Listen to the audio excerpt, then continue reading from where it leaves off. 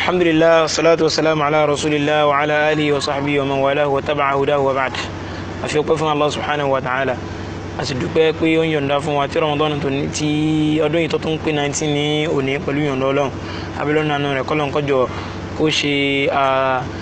ìyọrí rẹ̀ ní ìrọ̀rùn fún wa kó sì fún ọlọ́pọ̀lọpọ̀ rẹ̀ gbàláyé. Eléyìí tá ń ṣàlàyé fún wa ó ní àwọn májẹ̀mú tó wà fún aṣọ tí yẹn fẹ́ wọ̀ jáde tí ọjọ́ kùnrin ní àbọ́júbìnrin. A ti ṣàlàyé fún wa ipa tó ta fẹ́ wọ̀ kó gbọ́dọ̀ jáṣe èèwọ̀. A fún alápòjú aṣọ èèwọ̀ ó náà ní aṣọ àríìrí. A ní nǹkan ẹlẹ́ẹ̀kejì tí ó wà fún nínú àwọn májẹ̀mú ó náà ní pé aṣọ tá fẹ́ wọ̀ gbọ́dọ̀ hàn bí ṣẹ̀ríà Ìsìlámù ṣe gbé kalẹ̀ kò gbọ́dọ̀ kọjá bí ṣẹ̀ríà Ìsìlámù ṣe kíni o bó ṣe là kalẹ̀. Àwọn ibì kan mẹ́ta pé ṣẹ̀ríà Ìsìlámù ò débẹ̀ ètí ṣẹ̀ríà Ìsìlámù ò débẹ̀ hàn aláǹfààní kánú bá ṣe wù wá lápòjú nísìn ṣẹ̀ríà Ìsìlámù ṣàlàyé fún wa ká design aṣọ pẹ̀lú ọ̀nà ẹlòmíì lè ṣe tí ń kó ẹlòmíì ṣe 20u tí ó 20u ṣẹ̀ríà Ìsìlámù lọ síbi eléyìí nítorí náà bó bá ṣe wà láṣẹ lè ṣe sí eléyìí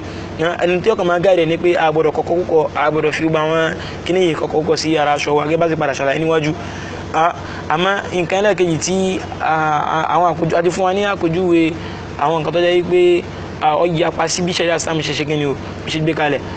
Nínú àwọn eléyìí tí àwọn ń sọ lọ wá ní nípa kí aṣọ máa kọjá kókósẹ̀ fún ọkùnrin. A sọ wípé nípa tóbìnrin ìtọ́ dáa jù àbí ìtọ́ jẹ́ pé súnà lọ́dọ̀ tí wọn tó sì bá ìlànà Ọlọ́run bá dé kọ́lá mu ó náà ní kí wọ́n da aṣọ wọn kó sì kíni o kí wọ́n da bulẹ̀ kẹ́ bọ́ọ̀lù wọn bá ṣe pọ́n aláṣẹ nínú Suratul Ahzab pé ya ayyuhan nabiyyu kulli azwajika ya nabi sọ fáwọn ìyàwó rẹ̀ wa banatika wa nisa'il mu'minin àtàwọn ọmọ rẹ̀ lóbìnrin àti àwọn ìyàwó àwọn obìnrin mùsùlùmí àtàwọn ìyàwó àwọn mùsùlùmí lọ́kùnrin yudnina alayhinna min jalabibihinna kí wọ́n máa ṣe kíni o kí wọ́n máa da jàlábù wọn wọ́n máa ṣe kíni o kí wọ́n máa da bulẹ̀ dhalika adna yu'rafna ilé mi ò ní jẹ́ kí ní ọjẹ́ kí ní sọ wípé wọ́n ṣe kíni o wọ́n bo ìwọ ara wọn fala yudhayna àwọn èèyàn wá ní kọjá yìí sí wọn pé eléyìí ó kú ti múra dáadáa àwọn èèyàn ní ṣe kíni o wọn ò ní kọjá yìí sí wọn. Àmọ́ fún ọkùnrin nítorí náà àwọn obìnrin ó ṣe kíni o wọ́n máa aṣọ wọn máa ṣe kíni yóò máa wọlé dáadáa yóò máa wọlé gẹ́gẹ́ bá ti padà sọ̀rọ̀ yìí nínú hadithi Ummu Salama radiyallahu ta'ala anha láìpẹ́ yìí. Àmọ́ ilé táwọn ń ṣàlàyé lọ wọn ní tàwọn ọkùnrin aṣọ ọkùnrin ò gbọdọ̀ jẹ́ nǹkan tó yẹ pé yóò máa ṣe kíni o yóò máa wọlé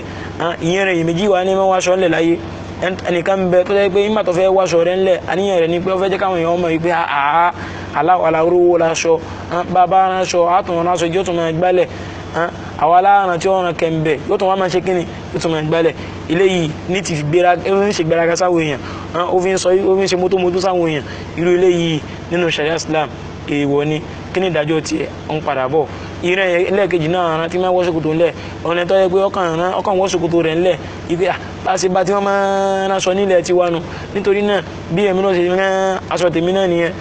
irú eléyìí nísìnyí ó wá rán aṣọ tiẹ̀ ó wá ń wọlẹ̀ kò sí náà níyẹn rẹ̀ pé mótómótó àbí gbéraga irú eléyìí náà kí ni ìdájọ́ tiẹ̀.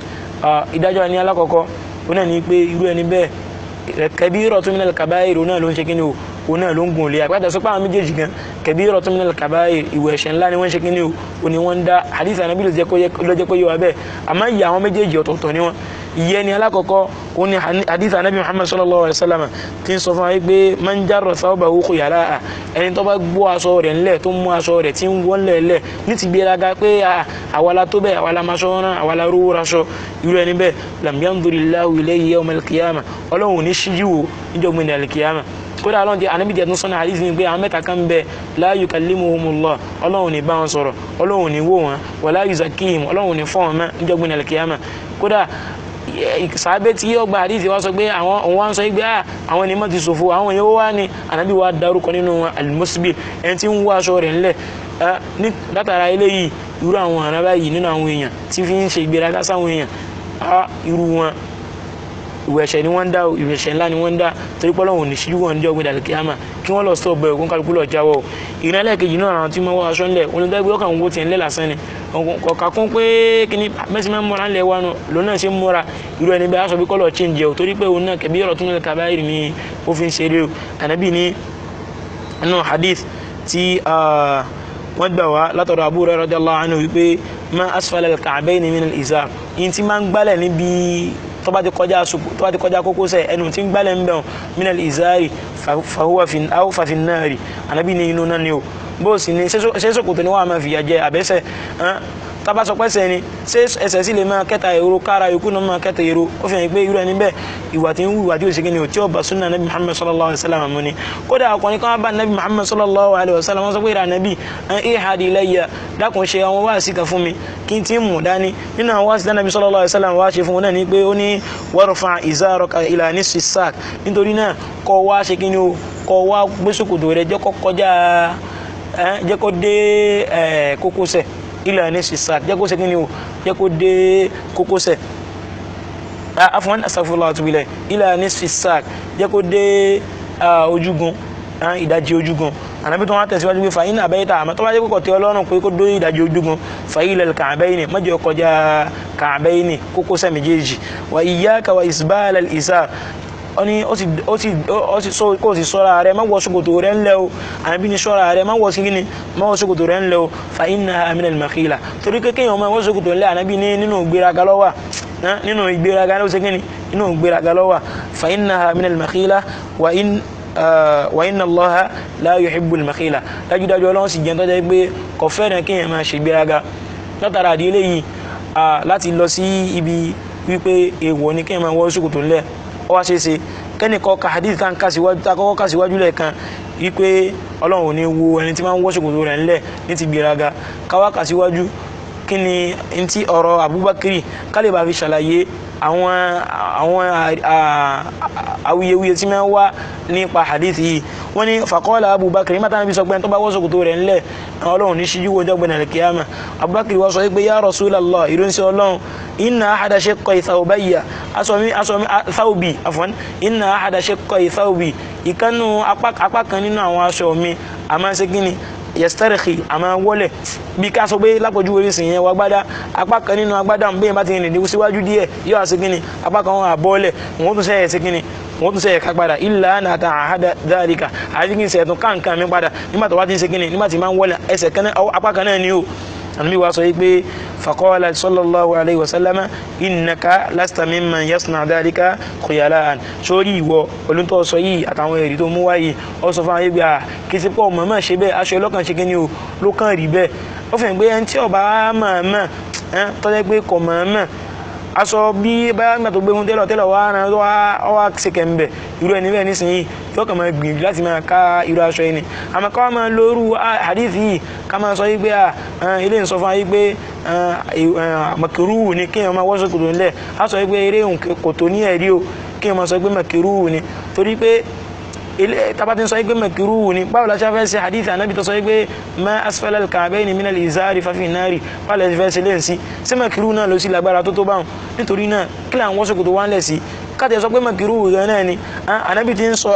hadith láti rí nísìn tí wọ́n ti mú wá fún wa wípé inú náà ni à ń sọ̀rọ̀ náà ọ̀ ń sọ̀rọ̀ makiruhu nítorí náà bá tó ti rí hadith báyìí kọ́ tẹ̀lé náà ni kọ́ jáde kó níbi ìyapọ̀ ẹnu tí ìyapọ̀ ẹnu bá ti wà lọ́dọ̀ àwọn afa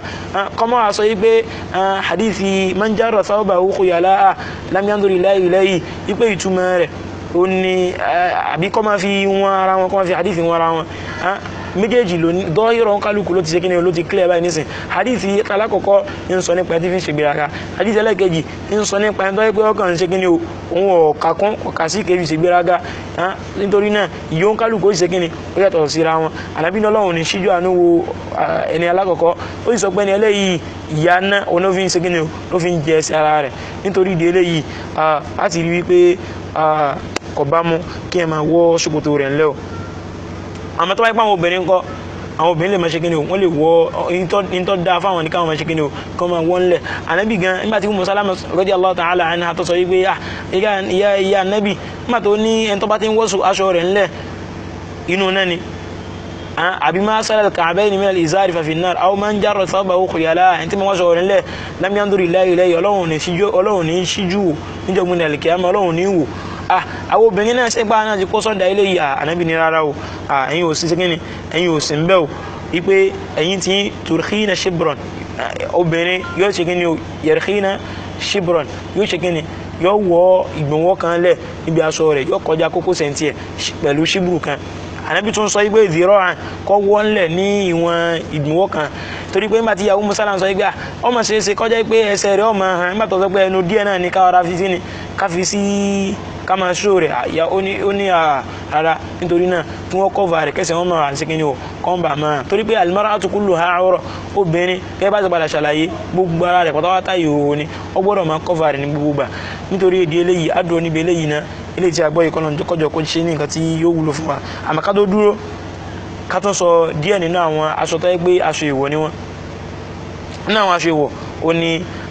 lubsul malabis al-mushtamil ala suwar wal kitabat kíyàn wọn wáṣọ tó wá jẹ́ pé àwòrán bẹ́ẹ̀ kìí sáwòrán nìkan al-kitabat wa suwar àwòrán àti àwọn nǹkan kíkọ ní ń bẹ lára rẹ̀ ẹ jẹ́ ká mú àwọn àwòrán ká bẹ̀rẹ̀ láti bí àwòrán a sọ pé àwòrán pín sọ́nà méjì àwòrán ṣe kí ni ó pín sọ́nà méjì àwòrán alákọ̀ọ́kọ́ òun náà ni àwòrán zawatul arwah àwọn nǹkan tó lẹ́mìí àwòrán ẹlẹ́kejì ó ní àwọn in tí ò ní ẹ̀mí kí ni ìdájọ́ aṣọ tí wọ́n fi àwòrán nǹkan tó lẹ́mìí sára rẹ̀ wọ́n dúró èèyàn sára rẹ̀ àbí wọ́n dúró ẹranko sára rẹ̀ a sọ wípé pẹ̀lú ètò wọlé jù náà àwọn àfà òun náà ní wípé kéèyàn wọ́n segin ní kéèyàn máa wọ̀rọ̀ àwọn aṣọ yìí torí pé ibẹ̀ ní ìsinmi wà láàfin ní jọ ẹbí ọ̀tọ̀ yẹ pé èèyàn wọ aṣọ tó yẹ pé gbé àgbélébù sí àti bẹ́ẹ̀ bẹ́ẹ̀ lọ à ń padà bọ́ wá síbi tá lẹ́gbélébù bí wàtí pé statue wà ní ara aṣọ yẹn so òun ni ó fi jìnà sí ká défìlà tí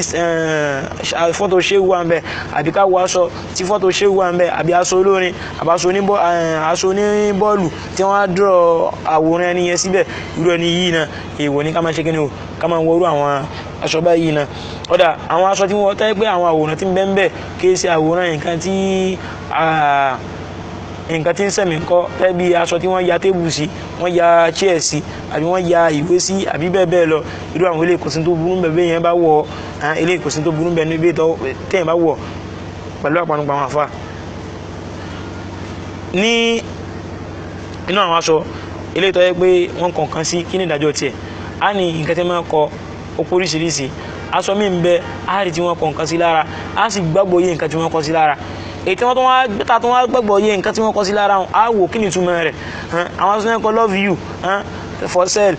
come and see me àbí I'm ready for you I'm here for you àti bẹ́ẹ̀ bẹ́ẹ̀ lọ nínú àgbà àwọn ọ̀rọ̀ kọ́rọ̀ come and have sex with me àbí bẹ́ẹ̀ gẹ́gẹ́ jákujáku àwọn tẹ́ pé àwọn èèyàn lójú tì wọn ò mọ̀ pé ìkànnì yẹn máa wọ̀ ìkànnì yòókè ń wọ̀ irú àwọn aṣọ báyìí èèwọ̀ ni mùmí náà gbọ́dọ̀ máa ń wọ̀ mọ̀rọ̀ wa ṣe kí ni gbọ́dọ̀ máa ń wọ̀ wọ́n mú ní pátí ni wọn ò mú ní pátí ni èèwọ̀ ni àbọ̀dọ̀ jẹ́ ẹnìkan náà tí wọ́n máa ṣe kí ni tó máa wọ̀ rú ẹ̀ àmọ́ tó wá jẹ́ pé tí wọ́n kọ sí lára nǹkan tó gbádùn ni bí kí wọ́n kọ́ èèyàn sí là ìwọ lọ láṣọ rẹ̀ wọ́n á bọ̀ ọkọ̀ orúkọ sí kò sí tó burú bẹ́lẹ̀ ò lè wọ nǹkan rẹ̀